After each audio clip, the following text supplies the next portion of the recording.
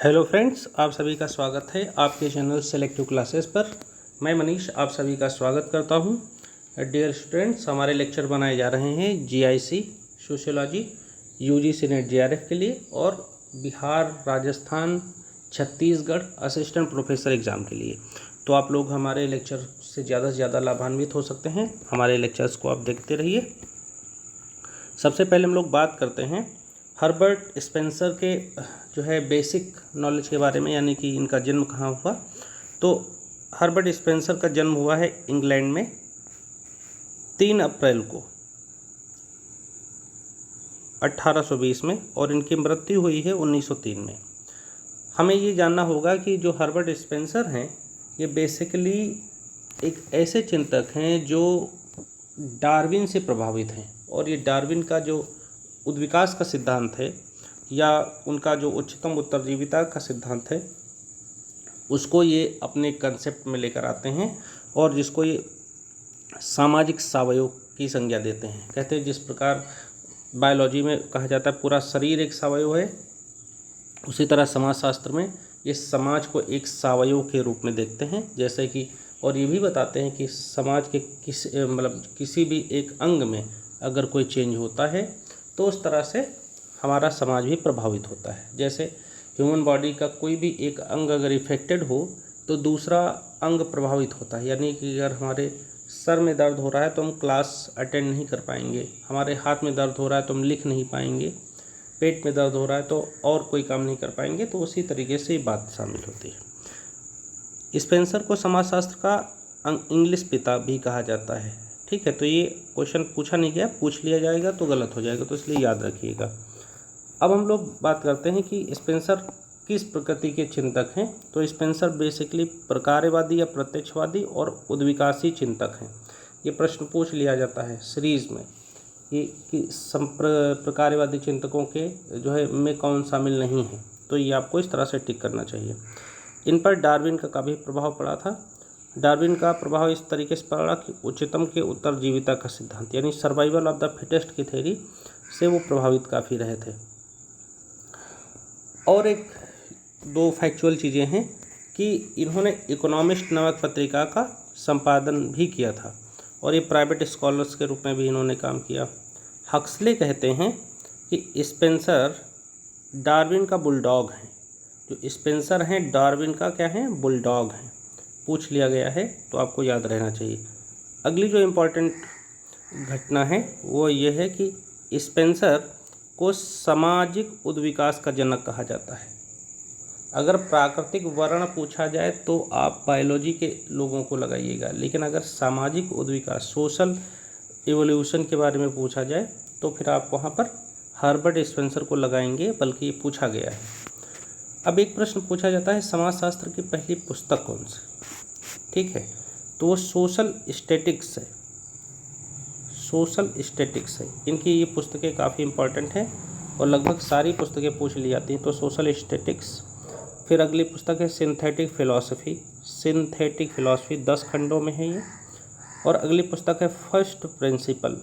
ये बहुत ज़्यादा पूछी जाती है फर्स्ट प्रिंसिपल, तो इसे ये याद रखना है। फिर अगली पुस्तक है प्रिंसिपल ऑफ बायोलॉजी, ये भी इम्पॉर्टेंट है। प्रिंसिपल ऑफ साइकोलॉजी, ये भी आपको याद रखना है। और प्रिंसिपल ऑफ सोशियोलॉजी भी पूछी जा चुकी है, तो आपको ये चीज़ें याद रखनी। आगे बढ़ते हैं। अगली पुस्तक है प्रिंसिपल ऑफ एथिक्स और अगली पुस्तक है पॉलिटिकल इंस्टीट्यूशन। तो ये सारी पुस्तकें इंपॉर्टेंट हैं, आप याद रखेंगे। एक बार दोहराते हैं। सोशल स्टैटिक्स फर्स्ट पुस्तक है, सिंथेटिक फिलॉसफी, फिर first principle, principle of biology, principle of psychology, principle of sociology और प्रिंसिपल ऑफ एथिक्स और पॉलिटिकल इंस्टीट्यूशन। ये सारी इंपॉर्टेंट बुक्स हैं। आगे बढ़ते हैं। सामाजिक उद्विकास का सिद्धांत। तो इसमें दो बातें शामिल हैं, तो या कह सकते हैं दो भागों में उसे वो बांटते हैं। एक है शिकारी या सैन्य या युयुत्स समाज। युयुत्स को मतलब मिलिट्री कहते हैं या मिलिटेंट सोसाइटी कहते हैं। तो ये कोई भी नाम आ जाता है और ये पूछ लेते हैं, तो वहाँ कंफ्यूज होने की जरूरत नहीं, इसलिए मैंने अथवा या करके दे दिया है। शिकारी, सैन्य या युयुत्स समाज। और सेकंड है औद्योगिक समाज। तो 2 भागों में सामाजिक विकास को ये देखते हैं। अब हम लोग बात करते हैं कि जैसे हर थिंकर हो, कोई भी थिंकर होता है, उसका जो चिंतन केंद्र है वो किस बात पर केंद्रित है। तो हर्बर्ट स्पेंसर का जो चिंतन है वो व्यक्ति पर केंद्रित है। कई समाजशास्त्री हैं जिनका परिवार पर केंद्रित होता है, जैसे कल मैंने बताया था कि कॉम्टे परिवार को महत्व देते हैं, लेकिन स्पेंसर का जो चिंतन है वो व्यक्ति पर आधारित है, व्यक्ति को अधिक महत्व देते हैं। और आगे बात करते हैं उद्विकास के रूपों पर, कि उद्विकास के कोई कितने चरणों में देखते हैं। तो सरल समाज यानी आदिम समाज, फिर सम्मिश्रित समाज, फिर दोहरे सम्मिश्रित समाज और तिहरे सम्मिश्रित समाज के रूप में इस तरह से इन्होंने देखा है। दोबारा दोहरा देते हैं, सरल समाज यानी आदिम समाज, सम्मिश्रित समाज यानी आदिम और प्राकृतिक समाज का स्वरूप है, फिर दोहरे सम्मिश्रित समाज यानी आधुनिक और जो है मिश्रित समाज का रूप है, और तिहरे सम्मिश्रित समाज का मतलब है आधुनिक समाज में कुछ परंपराओं के साथ। आगे बात करते हैं समाज की अवस्थाओं को कितने रूपों में देखते हैं। तो ये आदिम, बर्बर और सभ्य 3 रूप में देखते हैं। आदिम समाज, बैरबैरिक सोसाइटी और सिविलाइज्ड सोसाइटी। ये काफ़ी पूछा जाता है तो आप इसे याद रखेंगे।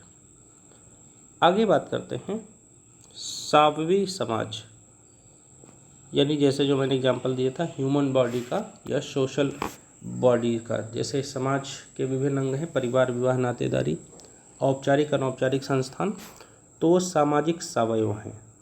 और जो बायोलॉजिकल सावयव है, जैसे ह्यूमन बॉडी एक पर्यावरण या एक इकोसिस्टम, तो उस तरह से उस समाज को भी एक सावयव के रूप में मानते हैं, जो मैंने पहले ही बताया है। आगे बात करते हैं फ्रेंड्स, तो इनकी सामाजिक नियंत्रण के साधन कितने मानते हैं। तो पहला है सरकार, दूसरा है धर्म, तीसरा है नैतिकता और चौथा है सामाजिक प्रथाएं। तो इस तरह से इन्होंने कई भागों में उसे देखा है। सबसे पहले किसकी बात करते हैं, सरकार की। तो इस सामाजिक नियंत्रण के लिए सरकार बहुत इम्पोर्टेंट है, यानी कि जो सरकार है वो औपचारिक नियंत्रण समाज पर लगाती है। फिर धर्म है, धर्म हमें लर्निंग सिखाता है कि जीवन में कैसे जीना है, आचरण कैसे करना है, और हमारे ऊपर नियंत्रण भी लगाता है। ठीक उसी तरह से नैतिकता भी हमें सामाजिक अनौपचारिक और औपचारिक कानूनों के संबंध में बताती है, ज़्यादातर अनौपचारिक कानूनों में। और सामाजिक प्रथाएं या जो रीति रिवाज हैं, मान्यताएं हैं, रूढ़ियाँ हैं, उन सब के बारे में हमें बताती है। तो 4 हैं, सरकार, धर्म, नैतिकता और सामाजिक प्रथाएं, इनको याद रखना। अब आगे एक फैक्ट है कि सरकार और राज्य कट्टर विरोधी हैं। इसको स्पेंसर ने कहा है कि जो सरकार और राज्य हैं वो दोनों आपस में कट्टर विरोधी हैं। तो डियर स्टूडेंट्स, इस तरीके से हम लोगों ने कंप्लीट जो है स्पेंसर के आइडिया को समझ लिया है, और आपके इस टॉपिक से कोई भी प्रश्न गलत नहीं होंगे, ये आपको विश्वास रखना चाहिए। और हमारे लेक्चर को 2 बार देख लीजिए, आपके सारे क्वेश्चन क्लियर हो जाएंगे। Thank you very much. जय हिंद।